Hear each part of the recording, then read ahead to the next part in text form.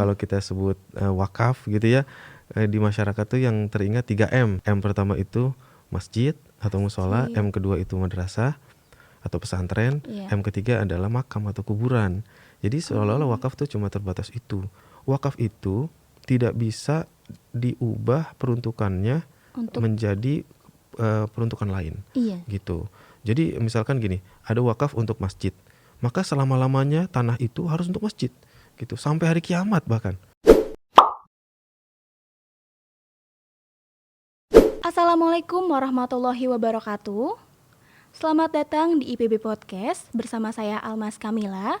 Nah, pada kesempatan kali ini saya akan berbincang-bincang banyak bersama Bapak Dr. Khalifah Muhammad Ali, Ketua Yayasan Hutan Wakaf Bogor dan selaku dosen Departemen Ilmu Ekonomi Syariah, Fakultas Ekonomi dan Manajemen IPB University, yang juga sebagai anggota MUI bagian LPH atau Lembaga Pemulihan Lingkungan Hidup. Nah, kali ini saya bersama Bapak Khalifah akan membahas beberapa hal mengenai hutan wakaf. Nah, sebetulnya pasti Sobat IPB semua penasaran nih, apa sih hutan wakaf dan peran seperti apa sih yang diberikan hutan wakaf itu? Nah, langsung saja kita sapa. Halo, Assalamualaikum Bapak. Waalaikumsalam warahmatullahi wabarakatuh, Mbak Almas. Sehat ya? Oke, Alhamdulillah sehat. Bapak gimana nih keadaannya, sehat? Alhamdulillah sehat. Alhamdulillah. Oke Pak, kita langsung aja masuk ke pembahasan kita mungkin ya Pak ya, mengenai hutan wakaf atau hutan. Nah, seperti kita tahu juga nih Pak, bahwa permasalahan mengenai hutan itu sangatlah banyak ya Pak ya. Bukan hanya saat ini, tapi memang dari dulu memang sudah ada mengenai kebakaran hutan atau penebangan hutan secara liar dan segala macamnya. Nah, itu tuh merupakan faktor-faktor tertentu kan Pak, bisa terjadinya permasalahan tersebut. Kira-kira faktor seperti apa sih Pak sampai bisa terjadinya permasalahan tersebut?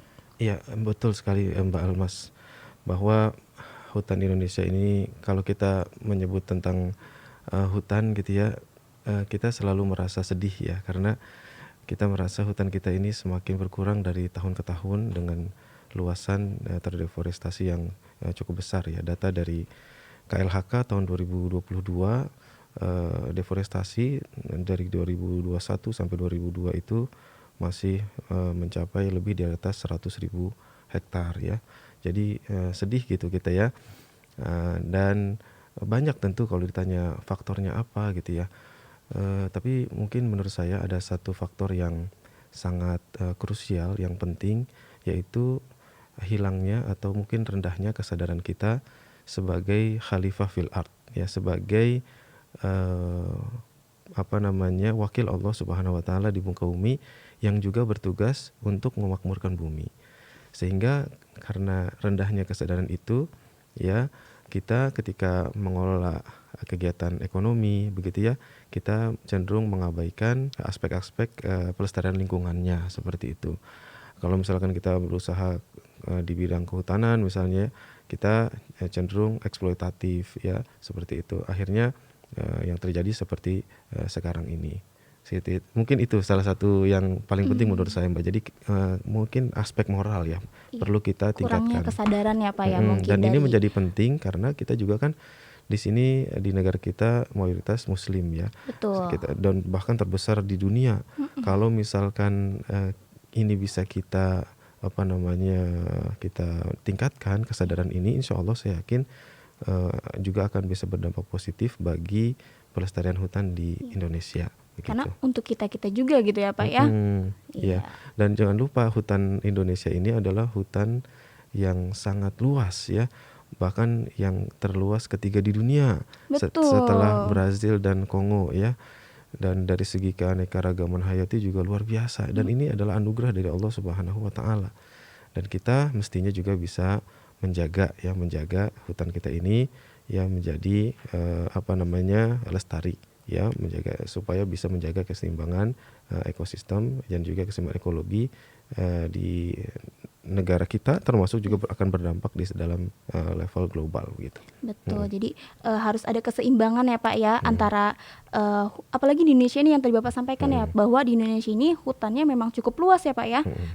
Nah, jadi pentingnya untuk kita sebagai masyarakat juga lebih aware, lebih peduli akan kelestarian hutan itu sendiri gitu ya Pak. Nah, selanjutnya nih Pak, mengenai hutan wakaf. banyak juga yang pengen tahu nih Pak. Mungkin dari sobat IPB semuanya juga pengen tahu nih sebetulnya apa sih Pak hutan wakaf itu sendiri gitu. Ya, hutan wakaf memang suatu hal yang relatif baru ya.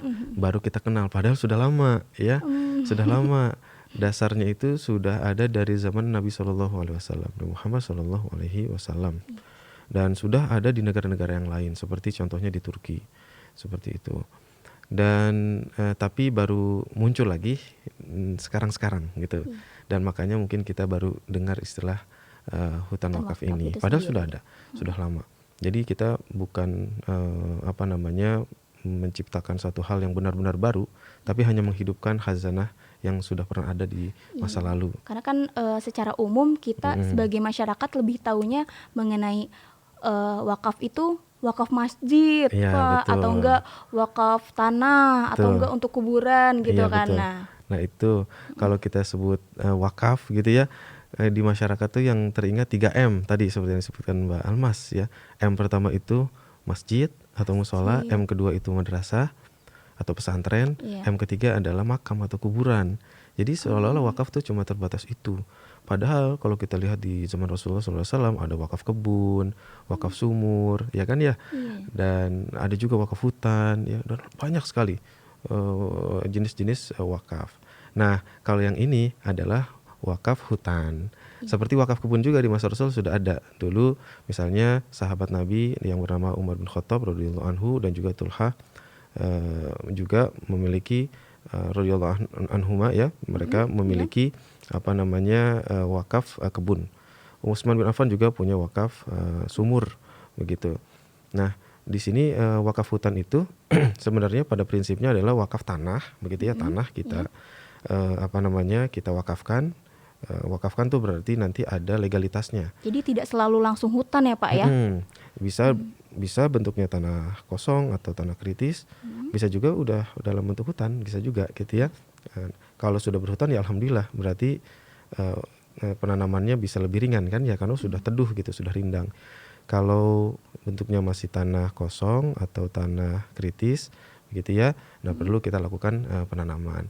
Ya intinya hutan wakaf itu adalah tanah wakaf ya yang dikembangkan sebagai hutan gitu. Biasanya kan tanah wakaf di tanah wakaf kita wakafkan tanah, dikembangkan jadi masjid, Iya, betul. jadi Itu sekolah karena gitu kebanyakan seperti itu ya Pak ya. Ini kita tanah juga, tapi kita kembangkan sebagai hutan. Nah Pak, kalau misalkan di masyarakat nih, apalagi sobat EB semua pengen tahu dan juga mungkin penasaran Pak, kan kebanyakan hutan wakaf atau tanah wakaf ya Pak. Kalau misalkan dari mereka semua atau sobat IPB semuanya nih pengen, Pak saya mau sumbang uang Pak, nanti dikelola oleh yayasan atau gimana Pak? Iya, bisa. Bisa. Kita kebetulan saya di samping sebagai dosen di IPB, saya juga ketua Yayasan Hutan Wakaf Bogor. Kebetulan juga waktu S3 saya penelitiannya tentang hutan wakaf ini. Jadi disertasi saya tentang hutan wakaf ini. Jadi saya berpikir angka baiknya apabila kita juga membuat gerakan sosial ya, gerakan sosial, karena dosen kan juga dituntut untuk melakukan pengabdian masyarakat kan gitu ya. Maka kita buat yayasan, dan yayasan itu bertindak sebagai nadhir. Nadhir itu adalah pengelola wakaf. Jadi kalau zakat kan namanya pengelola zakat namanya amil zakat ya. Amil zakat. Kalau wakaf namanya nadhir. Nah, nadhir ini yang mengelola wakaf. Nah, kebetulan proses penerimaan atau kita sudah punya rekening khusus atas nama yayasan gitu ya, yang bisa kita gunakan untuk menampung dana-dana wakaf. Dan memang itu yang kita lakukan sepanjang tahun ya. Salah satu program utama di yayasan itu kita mengajak gitu ya masyarakat tua, muda ya, semua orang ya untuk bisa mengembangkan hutan wakaf. Sebetulnya kita inginnya juga bisa mengembangkan hutan wakaf secara masing-masing gitu. Jadi hutan wakaf ini adalah proyek besar, maksudnya gagasan besar yang mungkin tidak bisa dilakukan oleh 1-2 yayasan gitu.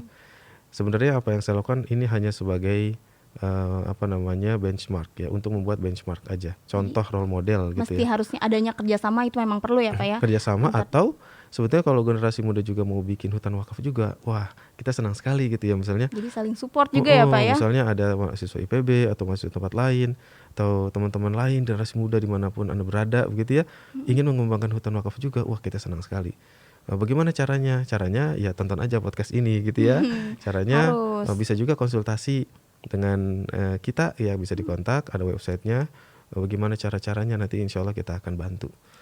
Kita bisa bayangkan kalau ada banyak sekali dari Sabang sampai Merauke gitu ya, orang-orang yang mengembangkan hutan wakaf, wah kita akan merasa gerakan ini akan semakin masif dan mudah-mudahan hutan wakaf bisa tumbuh di mana-mana begitu ya, sehingga perannya secara ekologi itu juga bisa semakin signifikan gitu. Betul sekali. Jadi saling gitu ya Pak ya.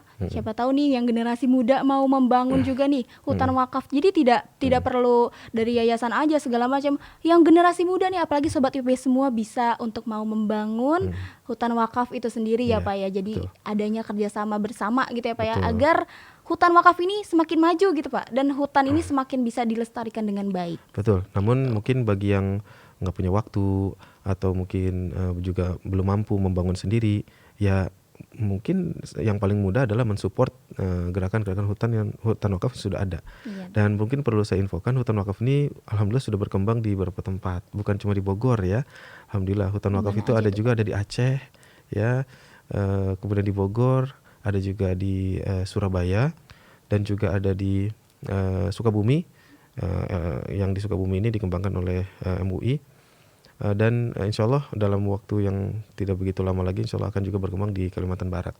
Ya, kebetulan ada pihak di Kalimantan Barat yang kemarin kita ada komunikasi mau mengembangkan juga di sana. Gitu. Ya, alhamdulillah nih sudah mulai berkembang gitu ya. Bisa mungkin dipilih sesuai dengan domisili masing-masing begitu ya. Iya, jadi setiap daerah sudah ada timnya masing-masing istilahnya Pak ya, dalam pelestarian hutan sendiri itu. Nah, selanjutnya nih Pak, saya juga pengen tahu mengenai gimana sih Pak bisa terbentuknya hutan wakaf, khususnya hutan wakaf yang ada di Bogor ini Pak. Wah ya, menarik ini. Jadi situasinya itu tahun 2018, waktu itu saya masih kuliah S3. Saya waktu itu belum tahu sama sekali tentang hutan wakaf yang ada di tempat lain. Saya tahunya hanya hutan wakaf yang ada di Bogor gitu ya. Saya menulis disertasi, tadi saya sudah sampaikan, tentang hutan wakaf. Jadi ceritanya saya selain menulis proposal penelitian, saya juga menulis artikel populer di media online gitu tentang gagasan tentang hutan wakaf ini. Terus saya posting begitu ya di nama situsnya Syariah News ya, Syariah News. Syariah News ini dia website platform khusus yang mengangkat isu-isu ekonomi syariah juga begitu. Nah, ternyata sambutan masyarakat itu benar-benar tidak seperti yang saya bayangkan gitu. Ini luar biasa gitu. Langsung meludak ya Pak ya. Iya, jadi menjadi salah satu tulisan yang paling populer di situs itu. Dan ada juga pembaca yang merasa tergugah dengan tulisan itu, dan beliau menyumbangkan sebidang tanahnya untuk hutan wakaf. Masya Allah. Iya, jadi gitu. langsung tergerak ya Pak iya, ya. Langsung dikontak, kami dikontak gitu ya. Oh, saya kebetulan punya tanah di sini, bisa nggak dijadikan hutan wakaf gitu. Wah, dari situ saya benar-benar nggak nyangka, dan ternyata ide ini disambut sangat baik oleh masyarakat dan sepertinya menarik ya, dan juga tentunya bermanfaat gitu. Kemudian saya makin semangat itu untuk menulis disertasi begitu tentang hutan wakaf ini, dan juga semakin semangat untuk mengembangkan hutan wakaf secara praktisnya gitu. Nah, alhamdulillah dari situ berkembanglah Yayasan Hutan Wakaf ya. Kemudian dari satu bidang tanah sekarang alhamdulillah kita sudah ada 5 bidang tanah. Dengan berjalannya waktu ya Insya Allah Pak tahun ya. ini kalau memungkinkan, insya Allah akan tambah 1 bidang tanah lagi ya. Jadi kita ingin setiap tahun tuh ada peluasan. Jadi hutan wakaf itu semakin luas, karena kalau semakin luas hutannya kan manfaat ekologinya juga akan semakin besar. Betul. Termasuk juga manfaat ekonomi dan sosialnya. Betul sekali. Nah Pak, di balik dari kemajuannya Yayasan Hutan Wakaf ini Pak, tentunya kan pasti ada hambatan-hambatan tersendiri ya Pak ya. Kira-kira hambatan apa saja Pak yang terjadi? Sebenarnya bukan hambatan mungkin ya, kalau saya mungkin menyebutnya tantangan ya. Kenapa? Karena sebetulnya tidak ada hambatannya gitu. Tidak ada yang menghalangi kita untuk mengembangkan, dalam mengembangkan hutan nggak wakaf ada, ini nggak gitu ada, ya Pak? nggak ada. Yang ada adalah tantangannya. Tantangannya mungkin kita sebagai yayasan yang mungkin salah satu yayasan yang bergerak di bidang hutan wakaf yang pertama begitu ya di sini di negara ini begitu ya. Jadi seperti belum ada benchmark role modelnya yang bisa kita ikuti gitu. Akhirnya kita melakukan trial and error begitu ya. Seperti itu. Terus juga dari sisi masyarakatnya. Dari sisi masyarakat juga tadi, masyarakat kalau dibilang wakaf perspektifnya hanya 3M tadi Iya, gitu. Nah, ini betul. kita harus tantangan kita bagaimana Lebih memperkenalkan lagi ya Pak memperkenalkan ya, hutan wakaf kepada masyarakat. masyarakat. Dan alhamdulillah ini dengan banyaknya media yang meliput gitu ya. Alhamdulillah termasuk juga IPB TV ini mudah-mudahan ya bisa menjadi sarana sosialisasi hutan wakaf kepada masyarakat. Iya. Jadi semakin banyak Bisa lagi yang dikenal ya tahu Pak ya. ya, Iya, yang kalau udah tahu kan nanti juga tergugah betul, apakah betul. bikin sendiri atau mensupport yayasan hutan wakaf yang sudah existing begitu. Betul sekali. Nah Pak, nah kira-kira Pak ada program tersendiri gak Pak dari hutan wakaf? Ada, kita punya program utama dan juga program tambahan ya. Program utama kita itu ada 3. Kita sebutnya 3E. Tadi 3M, sekarang 3E. Biar, Apa tuh Pak? biar gampang diingat ya, 3E. E pertama itu adalah program ekologi. Ekologi. Yang kedua program ekonomi, yang ketiga program edukasi. Gitu. Program ekologi itu apa? Program ekologi itu kita tadi fundraising, mengumpulkan dana, kemudian kita kumpulkan sampai uangnya cukup untuk membeli sebidang tanah. Nah, tanah itu nanti kita akan tanami, kita rawat sampai teduh sampai jadi hutan seperti itu. Itu program ekologi kita. Dan itu program yang paling utama. Nah, tapi nanti juga ada urusan legalnya. Tanahnya itu kan kita beli dari tanah milik pribadi ya, Iya, milik dari perorangan ya Pak ya? tanah milik masyarakat gitu kita beli. Nah, di situ juga kita mengurus izinnya. Jadi kita datang ke KUA. Jadi KUA kecamatan setempat. Jadi teman-teman, KUA itu bukan cuma tempat nikah ya, Iya. atau tempat cerai gitu ya. Jadi KUA ini juga adalah tempat mengurus legalitas wakaf. Gitu. Kalau kita jual beli kan biasanya urusannya di notaris ya, notaris notaris kecamatan atau notaris Desa. swasta begitu Iya. ya. Nah, kalau wakaf ini kita urusannya di KUA oleh kepala KUA langsung. Jadi kita urus legalitasnya, ada nanti yang namanya dokumen akta ikrar wakaf. Kalau sudah keluar itu dokumen, berarti sudah resmi tanah itu menjadi aset wakaf gitu. Dan tidak bisa dibatalkan, tidak bisa diwariskan, tidak bisa diperjualbelikan, tidak bisa dihibahkan. Itu kelebihannya. Nah, itu mungkin tadi agak kelewat ya.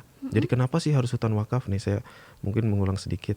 Kenapa hutan wakaf? Karena tadi wakaf itu tidak bisa diubah peruntukannya Untuk menjadi peruntukan lain. iya. Gitu. Jadi misalkan gini, ada wakaf untuk masjid. Maka selama-lamanya tanah itu harus untuk masjid. Gitu. Sampai hari kiamat bahkan. Sampai masjid.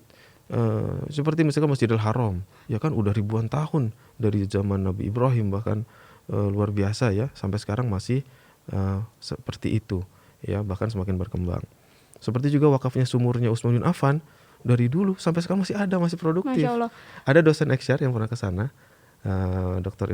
Irfan Syauqi Bek, beliau pernah ke sumur itu, masih airnya dari ribuan tahun diambil, nggak pernah kering gitu, dialiri untuk perkebunan kurma. Luar biasa Luar biasa gitu. banget. Contoh lagi misalkan kalau dalam bidang pendidikan, kampus Al-Azhar di Mesir Iya.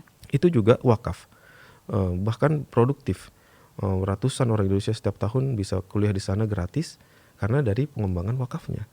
Jadi sudah terbukti wakaf ini bisa sustainable sampai ratusan bahkan ribuan tahun. Iya. Nah, sama juga ketika ada hutan, hutan didasari oleh wakaf atau berbasis wakaf, maka selama-lamanya juga harus dipertahankan, selama-lamanya harus dipertahankan sebagai hutan. Iya. Seperti itu.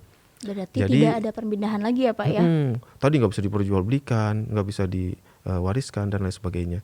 Jadi makanya kita di Yayasan Hutan Wakaf punya tagline hutan sampai kiamat ya, Wih. hutan sampai kiamat gitu. Hutan sampai kiamat. Ya, walaupun Luar kayak biasa. kedengarannya gimana gitu, tapi kita Tapi itu optimis. memang betul ya Pak ya? Insya Allah optimis gitu, karena sudah banyak aset-aset wakaf yang yang sudah lestari ribuan tahun. gitu. Maka dengan model administrasi yang zaman dulu masih sederhana aja bisa, apalagi sekarang kan sudah ada BPN ya kan yang mengurus pertanahan begitu, ada dokumennya lengkap, Jadi lebih resmi lagi ya Pak resmi, ya. dilindungi oleh undang-undang. Oh iya, jangan lupa untuk wakaf juga, kita negara Indonesia ini yang tercinta ya sudah memiliki undang-undang khusus tentang wakaf, yaitu Undang-Undang 41 tahun 2004 tentang wakaf. Nah, ini juga diatur. Tadi yang saya katakan tadi itu juga sudah tertulis undang-undang bahwa ketika satu aset sudah diwakafkan, sudah keluar AIW-nya tadi, Ya, tidak bisa diperjualbelikan, tidak bisa diwariskan. diserahkan lagi ke pihak manapun ya Pak ya. Iya, jadi kalau wakifnya atau orang yang berwakafnya itu sudah bilang ini untuk hutan ya, maka sudah sampai hari kiamat itu mestinya menjadi hutan. Hutan. Itu. Nah Pak, ini tadi ada 3 E. Oh iya. Oh, jadi Pertama kepanjangan tadi ya. sudah dijelaskan. Kedua apa nih Oke. Pak? Nah itu agak panjang karena itu program inti kita gitu Iya ya. betul. Nah, yang kedua, hutan itu bukan sekedar urusan ekologi. Mm-mm.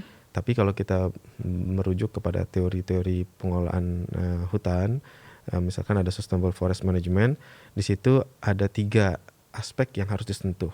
Aspek ekologi, sosial, dan juga ekonomi gitu. Sosial dan ekonomi. Ekologi, ekonomi juga sosial. Gitu, itu harus disentuh. Karena kenapa? Kalau misalkan kita tidak menyentuh aspek sosial dan ekonominya, khawatirnya ya masyarakat sekitar hutan ya bisa mengganggu hutannya lagi Iya, gitu jadi- ya, karena kita tidak memperhatikan mereka. Padahal kan kita juga harusnya memuliakan manusia. Seperti kata Allah Subhanahu wa taala memuliakan Bani Adam, manusia ini gitu.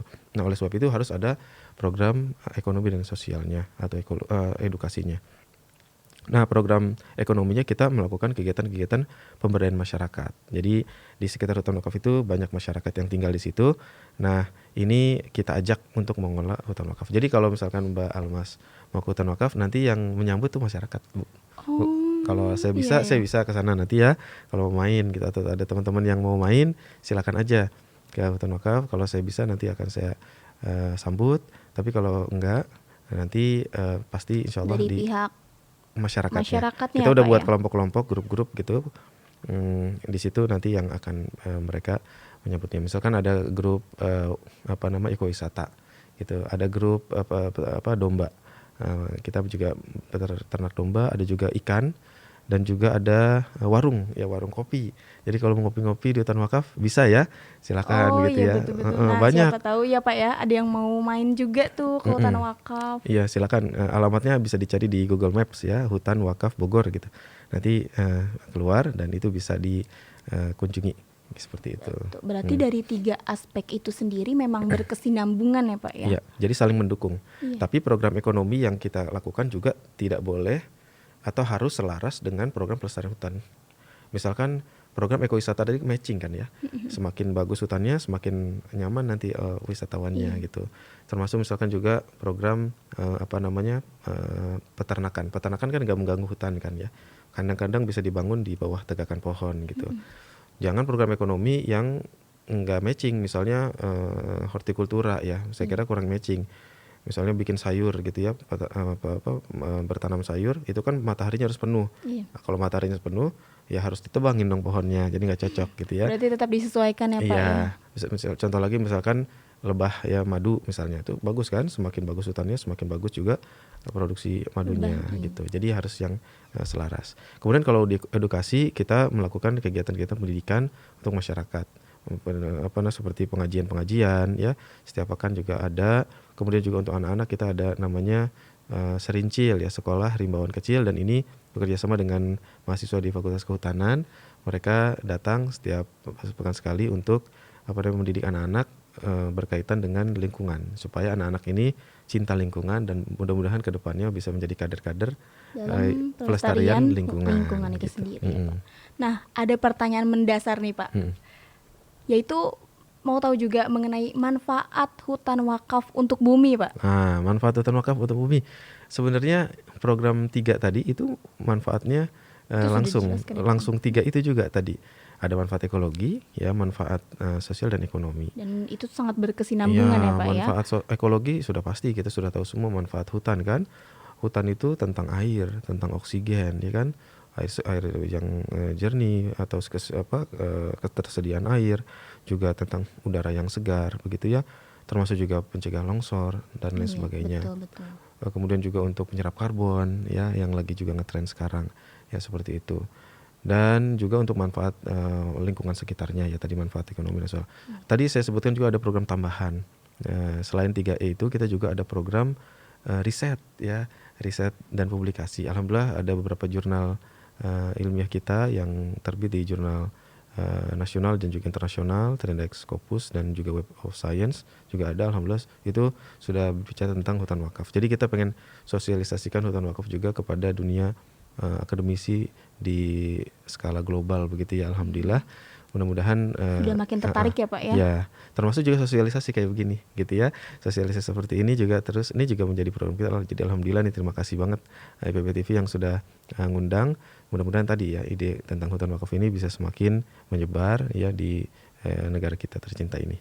Gitu. Oke, baik Pak. Nah Pak, dalam pengembangan atau pelestarian hutan itu sendiri Pak, siapa sih yang banyak terlibatnya dan khususnya di Yayasan Hutan Wakaf ini Pak? Peran-peran stakeholdernya seperti apa? Ya, nah ini kita pakai konsep ABCGM atau pentahelix ya. ABCGM. Ya, ABCGM. Apa tuh Pak? Ini kalau dalam literatur biasa disebut sebagai pentahelix. Penta itu 5 ya, 5 pihak yang semestinya bisa terlibat dalam satu kegiatan sosial, khususnya seperti hutan wakaf ini. A-nya itu akademisi, ya. Alhamdulillah akademisi baik terlibat, ini termasuk ini nih akademisi saya juga akademisi juga gitu ya, dan juga banyak akademisi yang terlibat. Banyak peneliti-peneliti yang datang dari S1, S2, S3 sudah datang hutan wakaf untuk penelitian dari berbagai kampus ya, dari kampus bahkan dari kampus lokal, termasuk juga dari negara yang lain gitu. Dan sudah terlibat, alhamdulillah. Tadi jurnal-jurnal penelitian juga itu kita upayakan terus, termasuk juga tulisan-tulisan populer begitu ya. Media sosial juga kita gunakan gitu ya untuk sosialisasi hutan wakaf ini. Ada riset-riset tentang hutan wakaf juga kita terus lakukan. Kebetulan saya juga memang mengkhususkan riset-riset saya di bidang hutan wakaf ini. B-nya itu bisnis, artinya perusahaan ya, pihak swasta. Ini juga kita atau dunia usaha ya kita ajak untuk bisa juga gabung ya dalam pengembangan hutan wakaf. Kemudian C-nya community atau masyarakat. Nah, masyarakat juga kita ajak nih untuk sama-sama mengembangkan hutan wakaf. Seperti yang tadi ya Pak ya. Masyarakat lokal kita ajak untuk yuk sama-sama merawat, ya sama-sama mengelola. Iya, termasuk masyarakat di luar yang tadi seperti masyarakat umum, mungkin pemerintah juga, masyarakat juga kan. Gimana perannya bisa mensupport nih gerakan hutan wakaf itu sendiri. Ya bisa, kalau nggak punya uang mungkin ya paling nggak mensosialisasikan, menceritakan ya tentang hutan wakaf ya ke orang-orang supaya semakin banyak yang teredukasi mengenai hutan wakaf. Kemudian CG ya sekarang government. Nah ini government juga penting sekali. Government ini alhamdulillah kita disupport oleh otoritas wakaf. Ya otoritas wakaf di negara kita ini ada Badan Wakaf Indonesia atau BWI. Saya beberapa kali nulis di working papernya Badan Wakaf Indonesia juga sudah terbit juga. Kemudian alhamdulillah BWI juga sangat support ya. Selain BWI ada Kementerian Agama. Kementerian Agama. Ya, Kementerian Agama khususnya Direktorat Pemberdayaan Zakat Wakaf. Nah, di Kementerian Agama kan banyak direktorat ya yang menangani tentang zakat wakaf, namanya Direktorat Pemberdayaan Zakat Wakaf.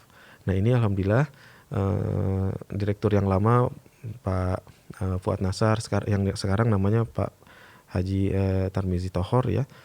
Ini sangat support sekali. Bahkan Pak Tarmizi Tohor berapa kali sudah ke hutan wakaf gitu. Jadi sangat berarti dari pihak-pihak pemerintah pun sudah sangat tertarik dan sangat mendukung ya Pak. Sangat support ya alhamdulillah. Bahkan kita pernah diberikan dana stimulus gitu ya.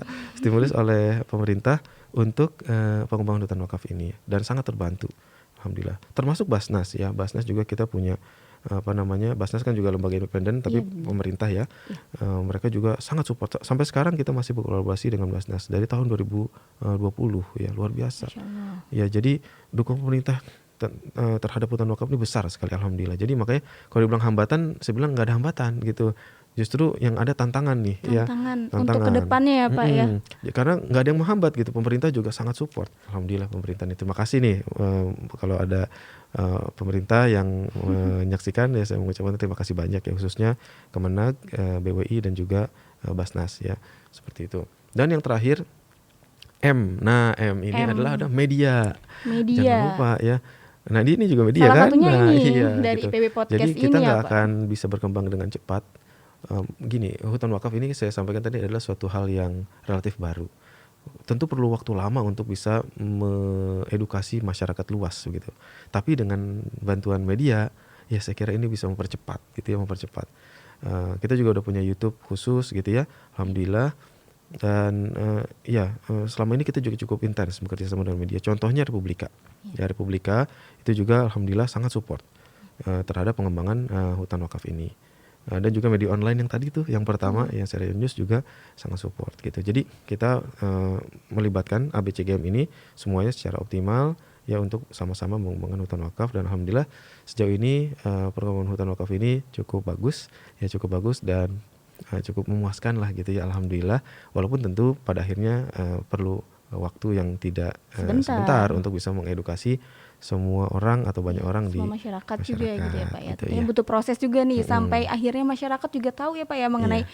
apa sih hutan wakaf gitu, sampai Mm-mm. semuanya bisa aware mengenai hutan wakaf itu Iya. sendiri. Nah, terakhir nih Pak, Iya. apa sih Pak harapan Bapak sendiri sebagai ketua yayasan nih Pak dari hutan wakaf mengenai masyarakat atau generasi muda dalam meningkatkan ke-awarean atau kepedulian mereka dalam pelestarian hutan itu sendiri Pak? Iya, yang pertama mungkin perlu meningkatkan literasi mengenai bahwa kita ya, khususnya umat Islam ya, memiliki tanggung jawab terhadap pelestarian lingkungan gitu. Kita diperintahkan oleh Rasulullah SAW untuk menjaga lingkungan. Kita ini semua adalah khalifah. Bukan saya doang, walaupun namanya khalifah bukan berarti saya doang yang khalifah gitu ya. Semua kita ini adalah khalifah gitu. Punya tanggung jawab untuk memakmurkan bumi gitu, menjaga lingkungan kita gitu. Kegiatan ekonomi bukan berarti kemudian mengabaikan aspek ekologinya, seperti itu. Nah, ini harus dijaga. Khususnya hutan misalnya atau pohon. Ada hadis riwayat Bukhari yang sangat menarik ya, dari Rasulullah SAW pernah bersabda, "Ma min muslimin yaghrisu ghursan aw yazra'u zar'an fayakulu minhu tayrun aw insanun aw bahimatun illa kana lahu bihi shadaqah." Tidaklah seorang muslim yang menanam tanaman atau tumbuhan, kemudian ada burung, ada manusia, ada hewan yang makan sesuatu dari pohon itu, kecuali itu menjadi sedekah buat dia. Masya Itu Allah luar ya Pak ya, biasa. itu hanya makanan aja Pak ya. Iya, Gimana yang mewakafkan entah uangnya, entah iya, lahannya ya Pak. Masya Allah itu iya, bisa jadi amalan mereka ke depannya iya. seperti apa ya. Nanam satu pohon saja itu kan bisa puluhan tahun, ratusan tahun pohon itu. Selama mungkin usia kita 60 tahun, 70 tahun sudah meninggal, ya kan? Tapi kalau kita nanam pohon dan pohon itu masih produktif sampai ratusan tahun setelah kita meninggal, itu pahalanya terus mengalir, itu luar Masya biasa Allah, luar biasa gitu. banget. Dan itu baru satu pohon. Bagaimana orang yang mewakafkan hutan? Waduh, pahalanya luar biasa sekali, banyak ya, dan juga tentunya bermanfaat untuk generasi yang mendatang gitu ya. Kita Betul. juga sejuk gini, emangnya pohonnya kita yang nanam gitu ya? Kan generasi yang lalu kan gitu. Maka kita juga harusnya melakukan hal yang sama untuk generasi yang akan datang. Kita jagain hutan kita ya. Yang sudah ditanami ya Pak ya. Gitu. Itu yang pertama. Jadi kita tingkatkan literasi. Oh, satu lagi hadis yang penting mungkin saya ingin bacakan, riwayat Abu Dawud. Kalau tadi hadisnya adalah untuk motivasi untuk menanam pohon. Ada juga hadis yang memberikan peringatan, ya, jangan sampai kita nebang pohon sembarangan, usil gitu misalnya, nggak Tuh boleh. dengerin ya Sobat IPB nih. Ya, kata Rasulullah dalam hadis riwayat Abu Daud, uh, uh, sebentar saya agak lupa hadisnya. Man qata'a sidratan sawaballahu ra'sahu finnar. Ya, siapa yang memotong atau menebang pohon tanpa alasan yang jelas begitu ya, tanpa hak begitu, kemudian maka ya kata Allah Subhanahu wa taala, maka orang ini yang tadi menebang pohon tanpa alasan yang dibenarkan begitu akan dicelupkan kepalanya di dalam neraka gitu. Waduh, ngeri kan? Gitu, ngeri. Makanya mungkin kita jangan usil gitu ya, lagi pegang golok main tebang-tebang, karena usil lagi pegang golok tebang-tebang begitu ya. Nah, ini nggak boleh. Jadi betul-betul agama kita ini adalah agama yang ramah lingkungan, dan ini perlu diinternalisasikan kepada diri kita ya, supaya kita bisa benar-benar menjaga lingkungan khususnya hutan. Nah, yang kedua, kaitan dengan hutan wakaf ini adalah satu ikhtiar kita ya untuk menjaga hutan. Tentu menjaga hutan ini bukan tugas kita saja ya.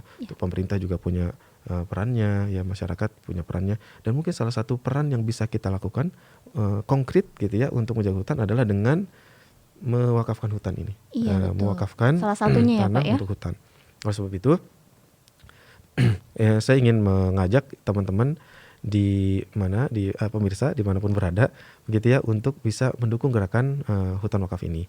Caranya gimana? Caranya kalau punya kemampuan, silakan bikin hutan sendiri.